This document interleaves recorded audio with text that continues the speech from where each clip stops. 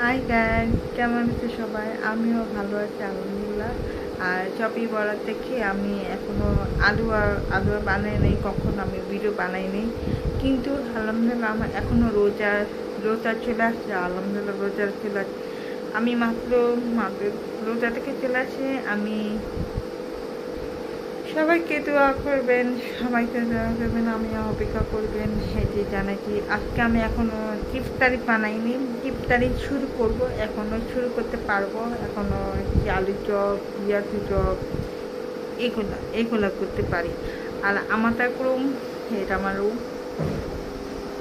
আমি এই রুমে মানে ছবিটা আমি এখানে নামাজ পড়ি না, আমি ওইখানে নামাজ পড়বো, ঠিক আছে? আমি ওইখানে যাবো, আমি এখন নামাজ পড়বো। আমি ঘুম তো করছিলাম এই জন্য। আর তারপর আমার ফাইনালি আমার সব কাপড় মার্কেটে গেছিলাম, জামা কাপড় রেখে দিলাম। তারপর শেষ করে অপেক্ষা করে আর এ মাস শেষ হলে পরে এপ্রিল মাসে চলে যাব। আলহামদুলিল্লাহ আমাকে দোয়া করবেন, হেঁটে জানাবো, বুঝছো? চলো আমরা শুরু করি। আমার নামাজ পড়বো, নামাজ পড়ার পরে আবার সন্ধ্যাবেলা নামাজ পড়বো। তারপর ইফতারি সুন্দর করে শুরু করে সাজিয়ে দেবো, তখন আপনি শুরু করে ব্লগ করবে। চলো। আলহামদুলিল্লাহ ইফতারি এত সুন্দর করে বানাইছে। আর খেয়েছো সবটা, আর পেঁয়াজু, টমেটো, আলুর চপ, আর তেনুতা পাতা, এগুলা শরবত আছে, তরমুজ আছে, এগুলো আমরা ইফতারি খেলাম।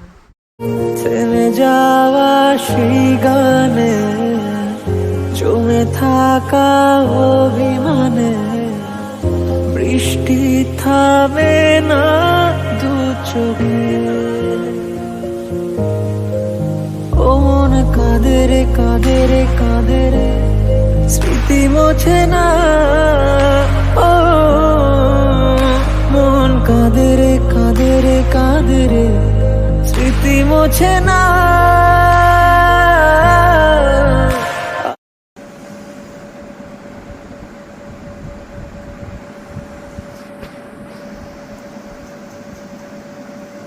তাই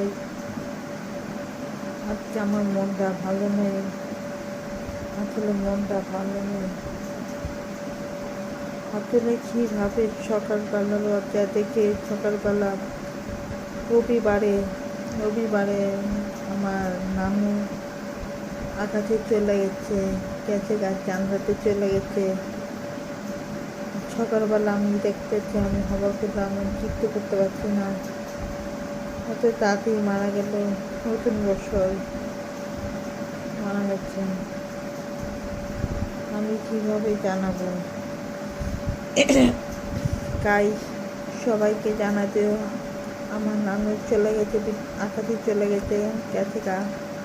আমাকে একটু দোয়া করবেন না, আমার নানুর জন্য দোয়া করবেন, আমাকে দোয়া করবেন। আমি কীভাবে যাব, আমি কীভাবে বিদেশ যাব? না হয় আমার নানু নাই, কিছু নাই, কী বলবো? আমার কিছু বলা নাই, আমি কিছু বলা নাই। সবাই সবাই মেহমান আসলো, সবাই অনেক খাবার নিয়ে আসলো, কিছু খাবার নিয়ে আসতো। নানি দেখতে পারে না, কারণ